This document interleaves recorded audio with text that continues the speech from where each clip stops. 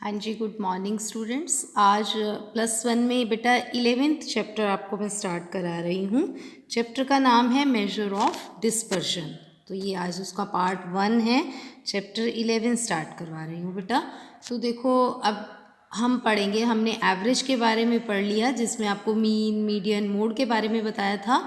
अब next chapter में हम डिस्पर्शन के बारे में पढ़ेंगे। तो देखिए डिस्पर्शन क्या होता है।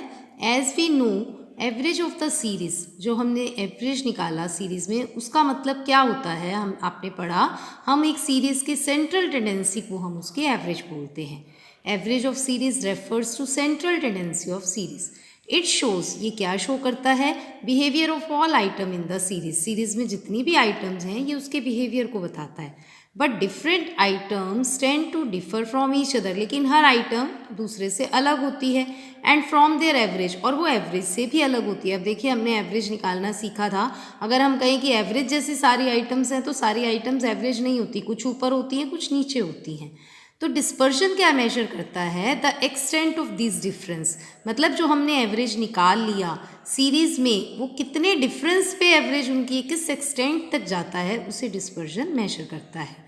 ऑन डिस्पर्शन हम क्या कहें कि क्या मेजर करता है, द एक्सटेंट मतलब वो limit to which different items tends to disperse away from central tendency, कि जितनी भी आइटम दे रखी हैं सीरीज़ में वो सेंट्रल टेंडेंसी से कितनी दूर बिखरी हुई हैं, डिस्पर्स अवे हैं, कितनी दूर हैं, डिस्पर्शन इन्हें मेजर करता है। इसके बाद देखिए एक डेफिनेशन आ जाती है डॉक्टर बाउले की।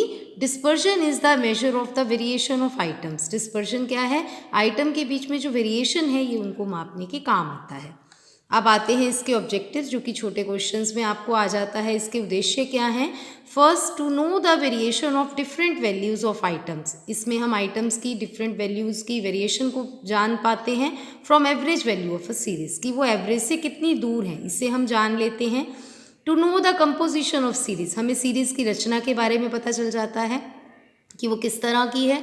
To know the range of values, हम वैल्यूज़ की रेंज निकाल लेते हैं, हाईएस्ट और लोअर वैल्यू का डिफरेंस निकाल लेते हैं। And fourth one, to compare the disparity between two और more series in order to find out degree of variation. वे डिग्री ऑफ वेरिएशन को जानने के लिए हमें ये पता चल जाता है कि अगर मान लो 2 या 2 से ज़्यादा सीरीज़ हैं, उनके बीच में असमानता कितनी है, उनकी हम तुलना कर पाते हैं। To know whether the central tendency truly represent the series और नॉट, और हमें ये भी पता चल जाता है जो हमने एवरेज निकाला, सेंट्रल टेंडेंसी निकाली, क्या वो सच में ही उस सीरीज़ को रिप्रेजेंट कर रही है या नहीं कर रही है। तो ये इसके ऑब्जेक्टिव्स थे बच्चों। अब देखिए इसकी 2 टाइप्स आती हैं, बहुत बार पेपर में आ जाती हैं, कि एब्सोल्यूट मेजर क्या होता है और रिलेटिव मेजर क्या होता है डिस्पर्शन का। तो देखो एब्सोल्यूट मेजर क्या होता है। सबसे पहले, when dispersion of series is expressed in terms of original unit of series. जब भी हम सीरीज की ओरिजिनल यूनिट में ही हम मान लो उसे एक्सप्रेस कर देते हैं, उसी टर्म्स में एक्सप्रेस कर देते हैं डिस्पर्शन, उसे हम एब्सोल्यूट मेजर कहते हैं। It is called absolute measure of dispersion. Dispersion of price, जैसे कि मान लो कि अगर हमें प्राइस सीरीज़ का डिस्पर्शन निकालना है तो इसे हम रुपीज़ में एक्सप्रेस करेंगे। वेट का निकालना है तो हम किलोग्राम में, मतलब उसी की सेम यूनिट में ही जब हम वैल्यू बता देते हैं तो वो उसका एब्सोल्यूट मेजर कहलाता है। जो एब्सोल्यूट मेजर ऑफ डिस्पर्शन है, it is used when only one set of statistical distribution under consideration. जब हमें सिर्फ एक ही स्टैटिस्टिकल डिस्ट्रीब्यूशन को ध्यान में रखना हो तब हम इसे यूज़ करते हैं। फिर आता है बच्चों रिलेटिव मेजर। रिलेटिव मेजर क्या होता है, it express the variability of data. जो डाटा वेरिएबल हैं उनकी वेरिएबिलिटी को एक्सप्रेस करता है in terms of some relative value और परसेंटेज। किसी भी रिलेटिव वैल्यू या परसेंटेज की फॉर्म में वो इसे शो करता है। जैसे for example, if one state that, अगर कोई ये बात कहता है 26% of people in India are BPL, कि BPL जो लोग भारत में 26% लोग हैं, तो इसे हम रिलेटिव मेजर कहेंगे। It is known as coefficient of dispersion, इसे हम डिस्पर्शन का कॉफिशिएंट के नाम से भी जानते हैं। अब देखिए इसमें कुछ मेथड्स आते हैं बच्चों डिस्पर्शन को मेजर करने के मेथड। एब्सोल्यूट मेजर अलग होते हैं, रिलेटिव मेजर अलग है। एब्सोल्यूट मेजर देखिए 5 तरह के होते हैं बच्चों। पहला होता है रेंज, फिर हम करेंगे क्वार्टाइल डेविएशन जिसमें इंटर क्वार्टाइल रेंज के बारे में पढ़ेंगे, फिर हम मीन डेविएशन के बारे में पढ़ेंगे, फिर ST स्टैंडर्ड डेविएशन के बारे में और लॉरेंज कर्व के बारे में। और अगर इन्हीं के रिलेटिव मेजर निकालने हो तो रेंज का रिलेटिव मेजर होगा coefficient of range, quartile deviation QD जिसे हम कहते हैं उसका होगा coefficient of quartile deviation, mean deviation का होगा coefficient of mean deviation, standard deviation का होगा coefficient of standard deviation. Lorentz curve का हम ये सीधा कर्व ग्राफ में शो होती है, इसका रिलेटिव मेजर नहीं निकालते हैं। तो अब इन्हीं से रिलेटेड बेटा हम सम्स करेंगे। तो सबसे फर्स्ट हम स्टार्ट करते हैं रेंज को। तो देखिए रेंज क्या होती है, it is the simplest method of measuring dispersion of data. सबसे डाटा किसी भी डाटा के डिस्पर्जन को अगर मापना है तो सबसे सिंपल मेथड क्या होता है, रेंज होता है।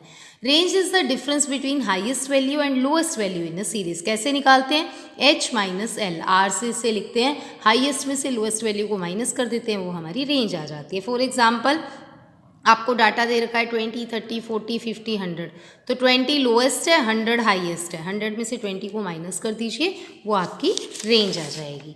अब देखिए अगर हमें कोफिशिएंट निकालना है, इसकी हमें रिलेटिव वैल्यू निकालनी है, तो देखिए कैसे निकालेंगे। कोफिशिएंट ऑफ रेंज CR से लिखेंगे, highest minus lowest upon highest plus lowest, ऊपर माइनस कर दो नीचे प्लस कर दो, डिवाइड कर दो, वो CR आ जाएगा। जैसे 100 minus 20 upon 100 plus 20, 80 upon 120, 0.67 something आ जाएगा। तो ये आपकी आ जाएगा कोफिशिएंट ऑफ रेंज। अब आता है इसकी अलग अलग सीरीज़ में कैलकुलेशन करना। सबसे पहले आती है इंडिविजुअल सीरीज़ में इसकी कैलकुलेशन करना। तो बड़ा सिंपल है, जैसे आपको मान लीजिए एग्जांपल दे रखा है 50, 60, 80, 90, 200, 225, 400, 500 वेजेस दे रखे हैं। आपको ये इंडिविजुअल सीरीज़ दे रखी है, रेंज निकालनी है।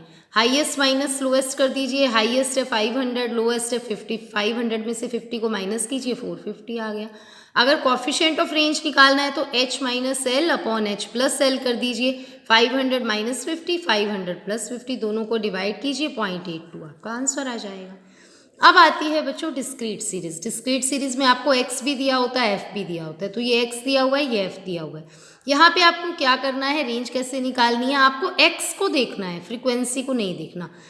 x साइज को देखेंगे तो ये आपका लोएस्ट है 10, हाईएस्ट आपका 18 है, तो h माइनस एल कर दीजिए, वो आपका 8 क्या आ जाएगी, रेंज आ जाएगी। और अगर कोफिशिएंट ऑफ रेंज निकालना है तो h minus L upon h plus L कर दीजिए, 18 माइनस 10 अपॉन 18 प्लस 12, तो 8 अपॉन 28, 0.29 आपका कोफिशिएंट ऑफ रेंज आ जाएगा। नेक्स्ट थर्ड सीरीज आती है बच्चों frequency distribution series. Frequency distribution series आपको मालूम ही है, आपको साइज कैसे दिया होता है, 5 to 10, 10 to 15, 15 to 20, 20 to 25, 25 to 30 और f दिया हुआ है। अब इसमें दो मेथड्स हैं। फर्स्ट मेथड क्या है, आप साइज लिख लीजिए, f लिख लीजिए और मिड वैल्यू निकाल लीजिए। मिड वैल्यू आपको निकालनी बता रखी है, ये आपकी मिड वैल्यू आ गई 5 प्लस 10/2, 10 प्लस 15/2, 15, 20/2, तो ये 7.5, 12.5, 17 ये आ गई। अब यहाँ पे देखिए कि ये लोएस्ट है, ये हाईएस्ट है, मिड वैल्यू में से हाईएस्ट में से लोएस्ट को माइनस कर दीजिए, वो रेंज आ गई। इसी तरह से कोफिशिएंट ऑफ रेंज निकाल लीजिए, h minus L upon h plus L, तो ये 0.57 आपका कोफिशिएंट ऑफ रेंज आ गया। ये फर्स्ट मेथड है। सेकेंड मेथड बच्चों क्या है, आप क्या करिए, यहाँ पे कॉन्टिन्यूस सीरीज में ही, यहाँ देखिए ये आपकी लोएस्ट टर्म थी, ये हाईएस्ट थी, तो एक तरीका ये भी आप सीधा सीधा ऐसे भी कर सकते हैं, 30 में से 5 को माइनस कर दीजिए, 25 आपकी रेंज आ जाएगी। रेंज होता है हाई h माइनस एल, और CR निकालना है तो h minus L upon h plus L, 30 minus 5 upon 30 पर प्लस 5.71 आपका कोफिशिएंट ऑफ रेंज आ जाएगा। इसके बाद देखिए बच्चों इसमें आता है इसकी मेरिट्स और डीमेरिट्स, ये कई बार पेपर में आ जाती हैं। मेरिट्स क्या है, बहुत सिंपल मेथड है, it is very simple measure of dispersion, बहुत आसान तरीका है। फिर है वाइड एप्लीकेशन। वाइड एप्लीकेशन बहुत जगह यूज़ होता है। जो रेंज है is widely used in statistical series, ये सीरीज़ में वाइडली यूज होता है।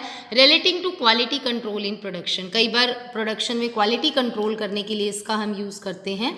Control charts are prepared on the basis of range, जो कंट्रोल चार्ट्स बनाए जाते हैं प्रोडक्शन में क्वालिटी को कंट्रोल करने के लिए, कंट्रोल चार्ट्स बनाए जाते हैं, वो रेंज के बेस पर ही बनाए जाते हैं। फिर आ जाती हैं बच्चों इसकी डीमेरिट्स। डीमेरिट्स क्या है, अनस्टेबल है, बहुत अनस्टेबल मेजर है। It depend upon the extreme value of series, ये सिर्फ सीरीज़ की एक्सट्रीम वैल्यू, क्योंकि अगर हमें हायर वैल्यू पता होगी हम तो ही इसको निकाल सकते हैं, तो ये उस पर डिपेंड करता है। Note based on all values, सभी वैल्यूज़ पर ये बेस्ड ही नहीं है, हमें सिर्फ हायर और लोअर वैल्यू ही चाहिए होती है।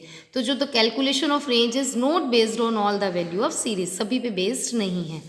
Third, no knowledge of formation of series, हमें सीरीज़ कैसे फॉर्मेट हुई हमें इसके बारे में बिल्कुल भी पता नहीं चलता है इसमें।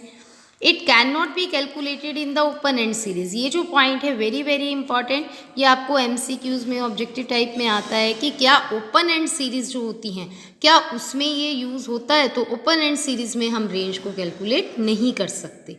तो बच्चों यहाँ पर ये वाला टॉपिक पार्ट 1 ख़त्म होता है। आप इसे अच्छे से करेंगे। नेक्स्ट वीडियो में आपको सेकेंड मेथड क्वार्टाइल डिवीजन उसके बारे में बताऊँगी। Thank you.